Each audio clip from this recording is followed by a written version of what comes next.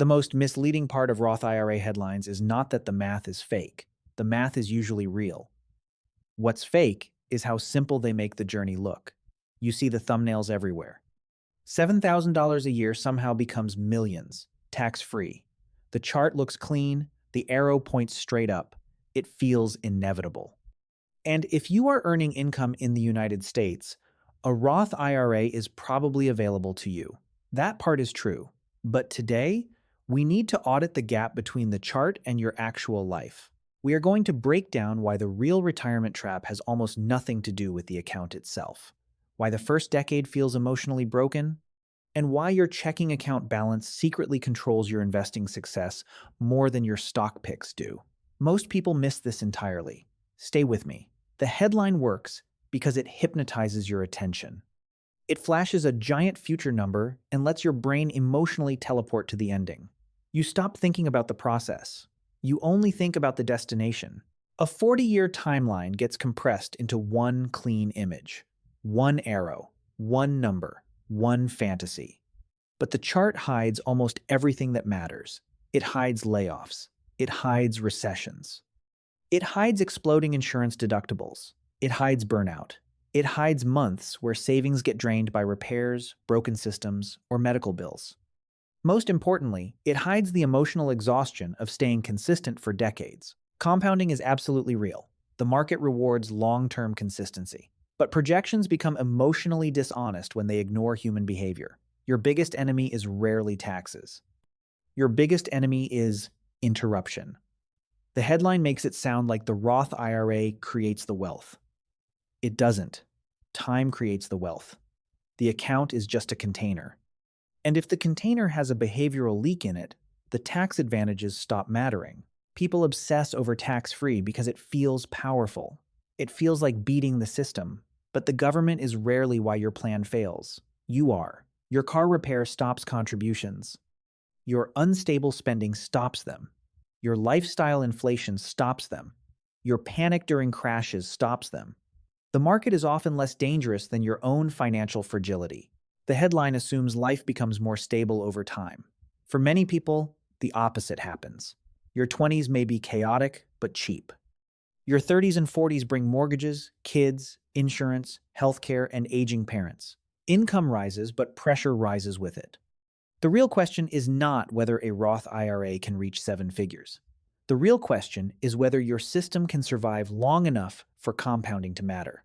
Those are completely different questions, and most people answer the wrong one. Now we reach the phase nobody talks about. The first decade. This is where most systems quietly die. Assume $500 a month invested consistently. In the beginning, almost all movement comes from your deposits, not growth. The market moves, but your balance stays small. Progress feels invisible. If the market falls, losses feel larger than they are. Your brain focuses on pain more than progress. The system feels disappointing. This is the invisible phase of wealth. Your effort feels disconnected from reward. You sacrifice today for a distant future. That is why people emotionally disconnect and start questioning everything. Maybe the money should go toward a vacation. Maybe upgrade the car. Maybe live better today. That feels real. Investing feels abstract. This is where compounding loses. Not because math fails, because patience fails. The famous charts only look magical at the end. Early years feel boring and slow. The emotional gap destroys consistency. Expectations say investing should feel exciting. Reality says it feels repetitive and slow. When expectations break, people quit. You face tests, watching others spend, doubting yourself, wanting to pause. Early compounding feels tedious. The market rewards endurance before excitement. Modern life trains instant feedback. Food, entertainment, shopping, notifications, everything is immediate. Investing is not. It gives almost no emotional reward early. That mismatch creates friction. If your system relies on motivation, it will fail. You need systems that survive boredom. Boredom is the real filter. Now the part most people ignore. A cash buffer is the real engine behind investing success. Everyone debates returns and ETFs. Few talk about emotional endurance, and endurance comes from liquidity. If you have no cash, your system becomes fragile.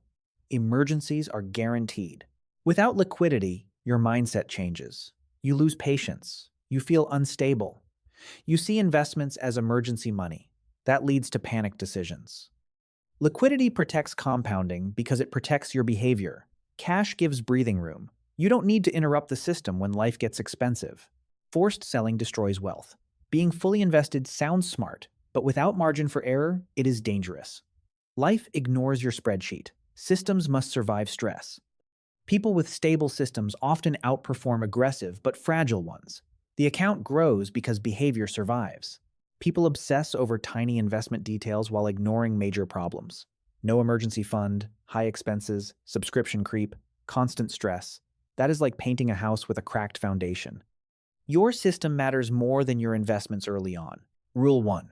Contribution floor. The trap is investing what is left over. Usually nothing remains. It feels normal because your brain prioritizes immediate needs. The fix is automation. Even small contributions matter. The goal is consistency, not optimization. You are building identity. Rule 2. Boredom threshold. Constant checking destroys patience. Apps train emotional reactions. The fix is measuring consistency, not performance. Add friction. Delete apps. Check rarely. Investing is not entertainment. Rule 3. Liquidity shield. Investing aggressively without cash creates fragility. Build emergency funds first. Calculate survival expenses. Liquidity reduces panic and improves decisions. Stability beats higher returns. Rule 4. Expense lock. Lifestyle inflation destroys flexibility. Raises feel emotional, so spending rises. Capture part of every raise automatically. Defaults matter more than motivation. Small leaks compound into lost opportunity. Most people think they have income or market problems. They have system problems.